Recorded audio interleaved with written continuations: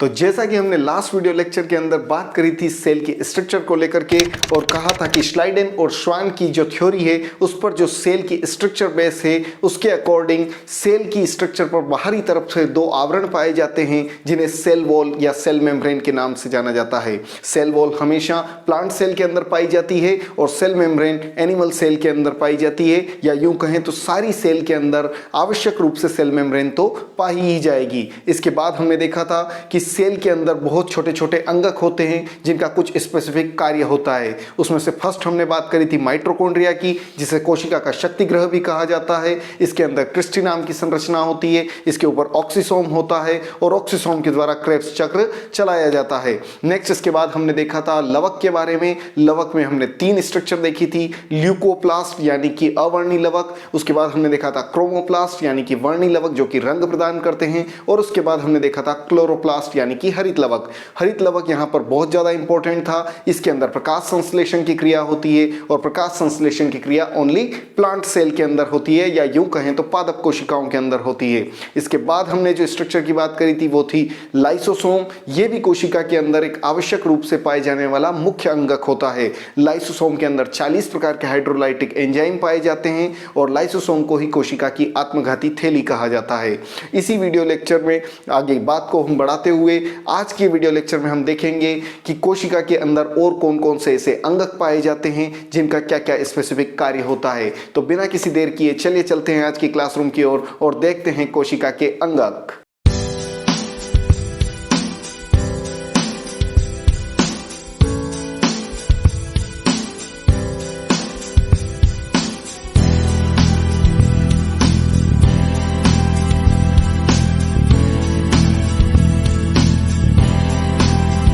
Hello everybody, welcome in ascorbic academy. और आज हम बात करने वाले हैं कोशिका के अंदर अंगक को बात को आगे बढ़ाते हुए आज जो हम टॉपिक डिस्कस करेंगे राइबोसोम को लेकर के।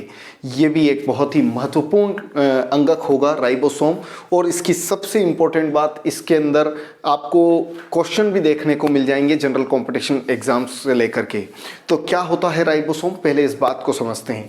कोशिका के अंदर जो हमने पिछले वीडियो लेक्चर के अंदर बात करी थी कि जीव द्रव्य के अंदर बहुत सारे अंगक पाए जाते हैं, उसमें से ये एक सबसे छोटा अंगक, या यूं कह लीजिए कि इसके नाम से अगर अपन लिंक करें तो राइबोसोम में जो शब्द आ रहा है राई, हम ये समझ सकते हैं कि राई के दाने के समान जो अंगक होगा वो होगा हमारा राइबोसोम। अब ये राइबोसोम की जो खोज है, ये एक साइंटिस्ट आए थे पेलेडे, इन्होंने लेकर के इसकी खोज करी थी। तो इनकी खोज का भी सीधा सीधा हमसे प्रश्न पूछा जा सकता है कि राइबोसोम की खोज किसने करी थी, तो वहां पर हम ऑप्शन लगाएंगे पेलेडे का। नेक्स्ट उसके बाद क्या होता है, ये झिल्ली रहित एक कोशिकांग होता है। मतलब जब हमने पिछले वाले वीडियो में हमने देखा था कि माइटोकॉन्ड्रिया के ऊपर दोहरी झिल्ली होती है, हरित लवक के ऊपर एक झिल्ली होती है, एक कवर होता है। इसके बाद हमने गोल्जी काय के लिए देखा था तो वहां पर भी एक झिल्ली थी। लेकिन जो राइबोसोम होता है उसके ऊपर किसी भी प्रकार की कोई लेयर नहीं होती है, कोई आवरण नहीं होता है, बस एक छोटा सा दाना है। किसके द्वारा बनता है ये, इसका निर्माण जो होगा आरएनए और प्रोटीन के द्वारा होता है। मतलब आरएनए क्या होता है, जब अपन इस केंद्रक के बारे में पढ़ेंगे, कोशिका के अंदर एक केंद्रक पाया जाता है और उस केंद्रक के अंदर आनुवंशिक पदार्थ पाए जाते हैं। उन्हीं आनुवंशिक पदार्थ को अगर दो भागों में हम डिवाइड करेंगे तो वहां पर एक होगा हमारा डीएनए और नेक्स्ट होगा हमारा आरएनए। जो डीएनए होता है वो सूचनाओं को संभाल कर रखता है और जो आरएनए होता है वो पुनः वापस तीन प्रकार का होगा, मैसेंजर आरएनए होगा, राइबोसोमल आरएनए होगा, ट्रांसलेटर आरएनए होगा।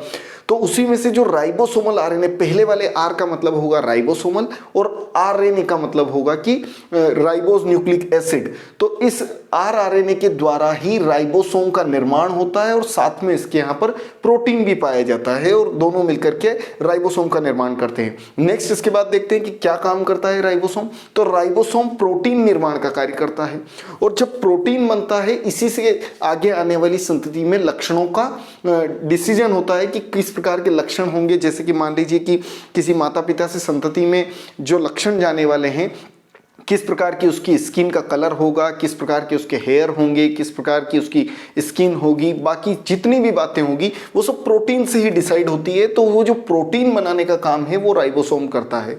इसके बाद हम जो नेक्स्ट वाले वीडियो में देखेंगे कि जो प्रोटीन निर्माण करने के लिए और क्या क्या चीजें चाहिए होती है, जिसमें डीएनए, आरएनए, केंद्रक, सबका अपना अपना अलग अलग रोल होता है। और ये जो प्रोटीन निर्माण का कार्य करता है ना, इसी के कारण इस राइबोसोम को कोशिका का इंजन भी कहा जाता है। और इसी से कई बार प्रश्न भी आया है कि कोशिका का इंजन किसे कहते हैं, या सेल का जो इंजन है उसको क्या कहते हैं। तो यहाँ पर आपको ये बात याद रखनी है कि कोशिका का जो इंजन होगा वो राइबोसोम को कहा जाता है।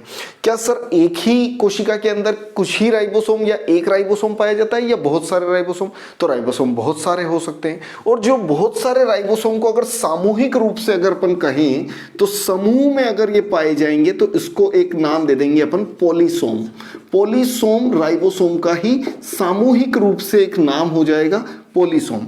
नेक्स्ट उसके बाद ये राइबोसोम और कहाँ कहाँ, क्या दूसरे अंगकों के अंदर, मतलब कि बहुत छोटा अंगक है तो क्या कोशिका द्रव्य के अंदर पाया जाएगा या दूसरे अंगकों के अंदर भी पाया जाएगा? तो इस बात का जवाब ये है कि कोशिका द्रव्य के अंदर तो राइबोसोम पाया ही जाएगा, लेकिन दूसरे अंगकों के अंदर भी पाया जा सकता है। जैसे कि हरित लवक के अंदर भी पाया जा सकता है, ये माइटोकॉन्ड्रिया के अंदर भी पाया जा सकता है। एक और अंगक अपन पढ़ेंगे थोड़ी देर में कि अंतःप्रद्यवी जालिका यानी कि एंडोप्लाज्मिक रेटिकुलम, तो वहां पर भी ये पाया जाता है। तो मेनली मैंने यहाँ पे लिखा है कि कोशिका द्रव्य व अंतःद्रव्य जालिका में राइबोसोम पाया जाता है, एंडोप्लाज्मिक रेटिकुलम पे पाया जाता है। अब सारी एंडोप्लाज्मिक रेटिकुलम पर राइबोसोम नहीं पाया जाएगा। जिस एंडोप्लाज्मिक रेटिकुलम पर राइबोसोम पाया जाता है उसको हम कहेंगे खुरदुरी अंतःप्रद्यवी जालिका, रफ एंडोप्लाज्मिक रेटिकुलम। और जिस अंतःप्रद्यवी जालिका पर राइबोसोम नहीं पाया जाएगा उसको कहा जाता है हिंदी में चिकनी अंतःप्रद्यवी जालिका या स्मूथ एंडोप्लाज्मिक रेटिकुलम। नेक्स्ट उसके बाद राइबोसोम के भी दो टाइप हो सकते हैं, एक होता है 80S राइबोसोम और एक होता है 70S राइबोसोम, 80S राइबोसोम और 70S राइबोसोम, इस प्रकार से दो नाम दिए गए हैं। जो 80S राइबोसोम है ये पाया जाता है यूकैरियोटिक कोशिका के अंदर, यूकैरियोटिक कोशिका के अंदर। और जो 70S राइबोसोम होगा वो हमारा पाया जाएगा प्रोकैरियोटिक कोशिका के अंदर। अब सबसे पहली बात कि सर यूकैरियोटिक और प्रोकैरियोटिक क्या चीज है, तो पहले इस बात को समझ लेते हैं। जैसा कि लास्ट वीडियो के अंदर भी मैंने कहा था कि जब सेल की उत्पत्ति हुई थी तो सबसे पहले जो सेल बनी थी उसके अंदर सारे अंगक, सारी व्यवस्था इतनी अच्छी प्रकार से विकसित नहीं थी, तो उस सेल को हमने कहा था प्रोकैरियोटिक कोशिका।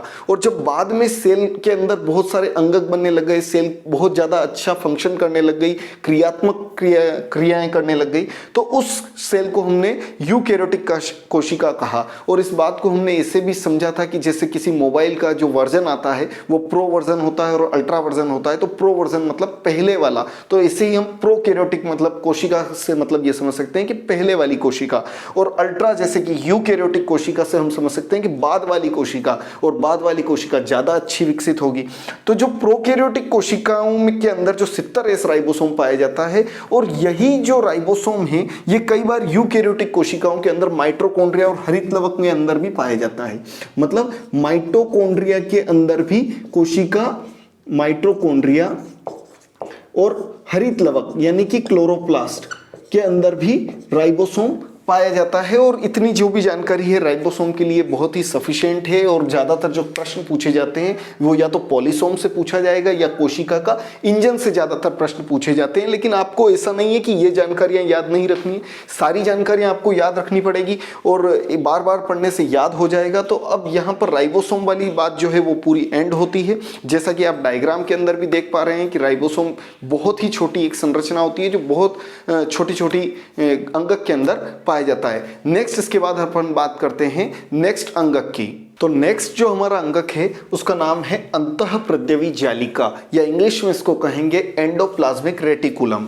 क्या काम करता है ये? मान लीजिए कि किसी कोशिका के अंदर बहुत सारे अंगक है, तो उस कोशिका की एक संरचना तो फिक्स होनी चाहिए ना, आकार तो एक फिक्स होना चाहिए। और जो आकार बनाए रखने में जो सहायता करेगा वही हमारा ये अंगक होगा अंतःप्रद्यवी जालिका।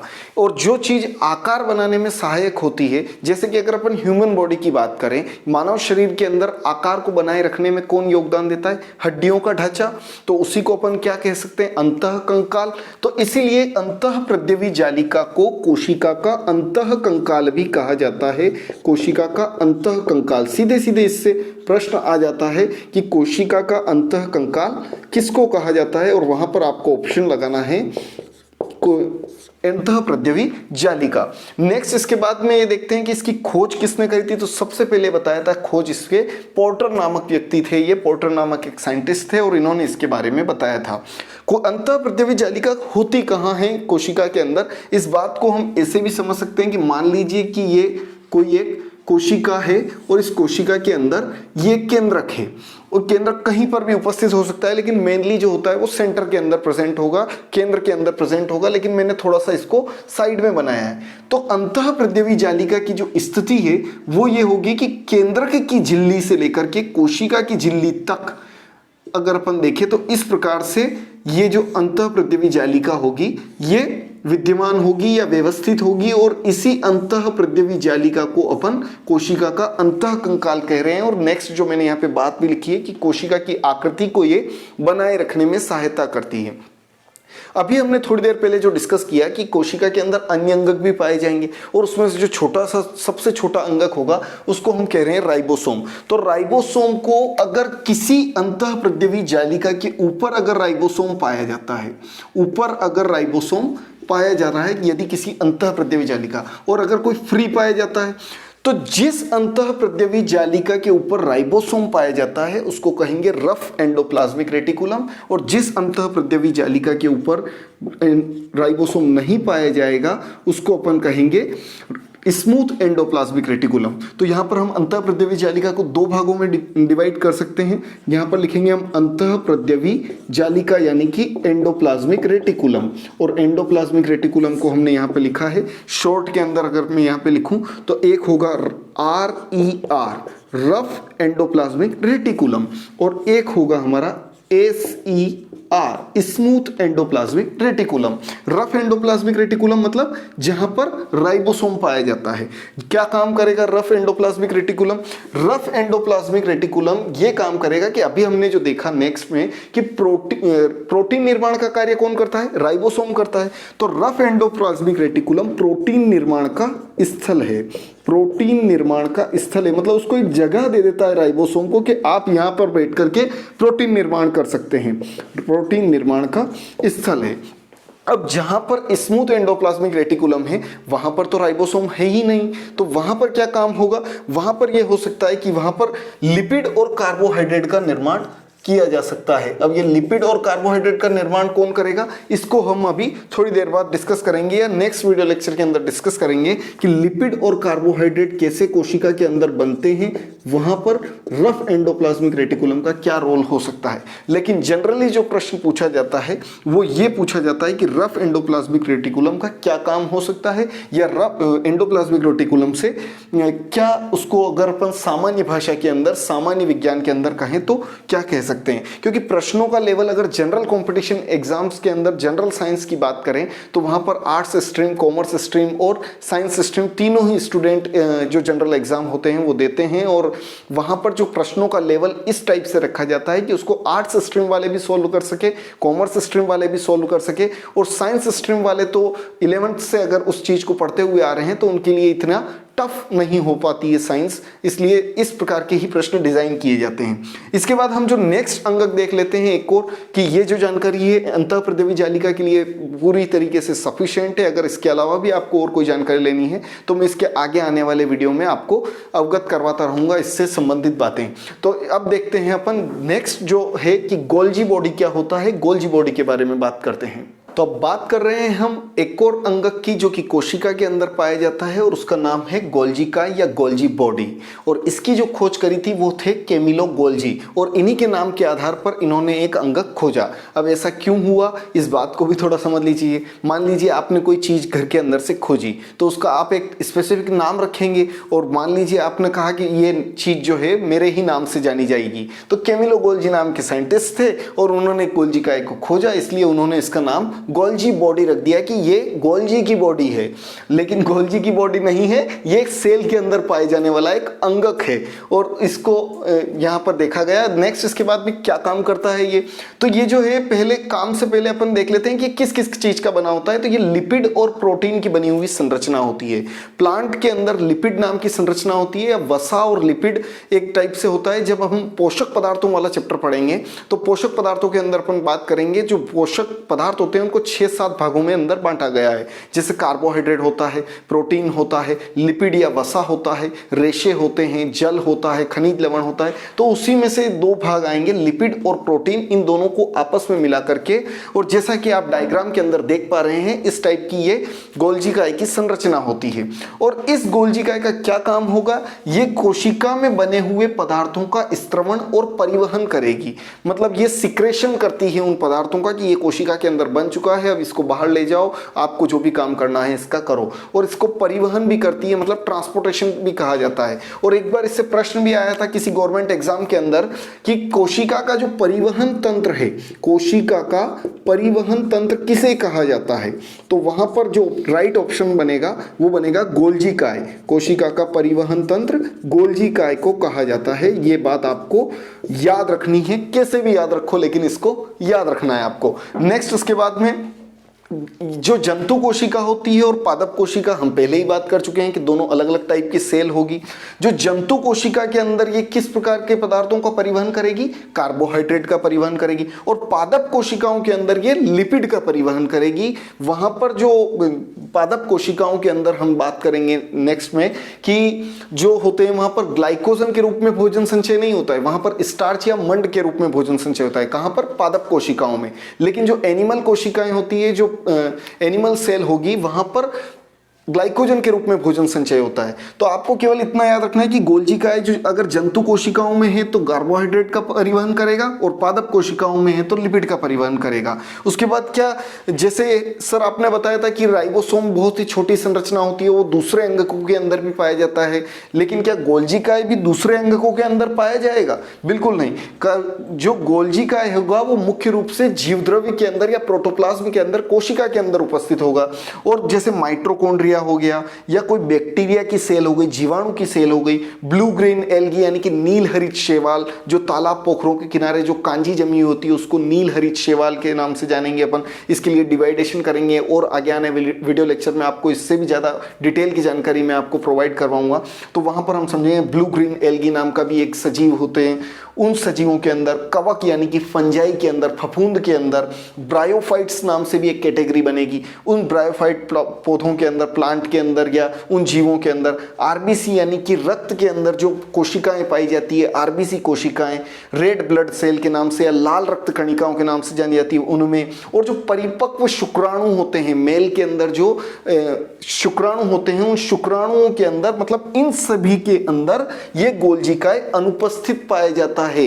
क्योंकि जैसे मान लीजिए कि आरबीसी रेड ब्लड सेल एक प्रकार की कोशिका है, तो उस कोशिका के अंदर गोल्जी काय नहीं पाया जाएगा। शुक्राणु एक प्रकार की कोशिका है, तो उस परिपक्व शुक्राणु के अंदर गोल्जी काय नहीं पाया जाएगा। ब्रायोफाइट नाम के जो प्लांट हैं, जो सजीव हैं, उनकी कोशिकाओं में गोल्जी काय बिल्कुल नहीं पाया जाएगा।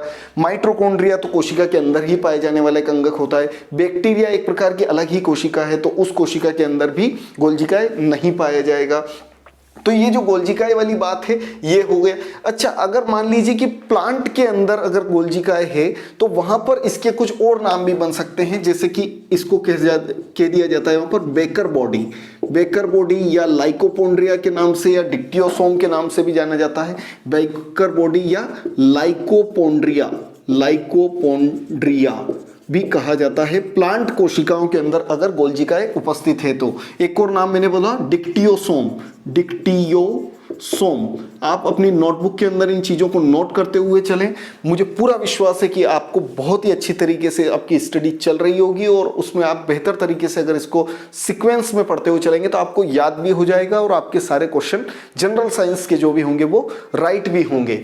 नेक्स्ट इसके बाद में जो अगर मैंने कहा कि परिपक्व शुक्राणु के अंदर जो गोल्जिकाएं उपस्थित रहती है, तो इसी से एक बात बनती है कि शुक्राणु के अंदर जो एक्रोसोम नाम की एक स्ट्रक्चर होती है, जब हम मेल रिप्रोडक्टिव सिस्टम के बारे में डिस्कस करेंगे और वहां पर शुक्राणु की अगर मैं बात करूंगा, स्पर्म की अगर बात करूंगा, तो स्पर्म के ऊपर जो एक्रोसोम की जो संरचना होती है वो जो होगी वो गोल्जिकाए के द्वारा बनी हुई होती है। उसका जो निर्माण होगा वो गोल्जिकाए के द्वारा किया जाता है, लेकिन शुक्राणु के अंदर गोल्जिकाए प्रेजेंट नहीं होगा। गोल्जिकाए के द्वारा क्या बनाया जाएगा? एक्रोसोम बनाया जाएगा, और यही एक्रोसोम बाद में ओवम से मिलेगा, और उसके लिए जो भी हम डिटेल से बात करेंगे उस वाले टॉपिक के अंदर, उस वाले चैप्टर के अंदर। नेक्स्ट एक और बात है कि जो प्लांट होते हैं उनकी जो कोशिका में एक और संरचना पाई जाती है, मध्य पटलिका। तो उस मध्य पटलिका के निर्माण का कार्य भी गोल्जिकाए के द्वारा किया जाता है। और ये सारी आपको जो भी है, मैं 2 मिनट के लिए यहाँ पर साइड में हो रहा हूँ, आप चाहें तो इसका एक स्क्रीनशॉट लेकर के वीडियो को पॉज करके और आप इस बात को नोट डाउन कर सकते हैं अपनी कॉपी के अंदर। व्यवस्थित तरीके से आप नोट्स बनाते हुए चलिए, मुझे पूरा विश्वास है कि आपको बेहतर तरीके से आपके पास एक नोट्स होंगे और आपको उससे बिल्कुल पढ़ने से अच्छी जानकारी समझ में आ जाएगी। बस इतनी जानकारी है गोल्जिकाए के लिए। केमिलो गोल्जी आपको याद रखना है, और कोशिका का परिवहन तंत्र आपको याद रखना है, और इन डिटेल को भी आपको साथ में लेकर के चलना है, जो कि आपके लिए एग्जाम को क्रैक करने में काफी हेल्पफुल होगी। तो लास्ट वाले वीडियो में हमने 3 कोशिका अंगक के बारे में बात करी थी, माइटोकॉन्ड्रिया के बारे में बात करी थी, वहां पर हमने लाइसोसोम के बारे में बात करी थी, फिर हमने हरित लवक यानी कि प्लास्टिड के बारे में बात करी थी, वहां पर लवक के बारे में बात करी थी, और आज वाले वीडियो लेक्चर में हमने वापस 3 अंगक देख लिए हैं। टोटल मिलाकर हमने कोशिका के अंदर 6 अंगकों की चर्चा कर ली है। आज वाले जो 3 अंगक हमने देखे हैं, सबसे पहले उसमें अंतःप्रद्रवी जालिका को देखा है हमने, उसके बाद राइबोसोम को देखा है, और नेक्स्ट हमने गोल्जिकाए को देखा है। मतलब 3 प्रकार के ये अंगक हमने पढ़ लिए। इसके बाद हम तारककाय और केंद्रक की भी चर्चा करेंगे नेक्स्ट वाले पार्ट में। तो आज तक के वीडियो लेक्चर में केवल इतना ही। आप एकदम सुव्यवस्थित नोट्स बनाते रहिए, पढ़ते रहिए और सीखते रहिए, सिखाते रहिए। शुक्रिया।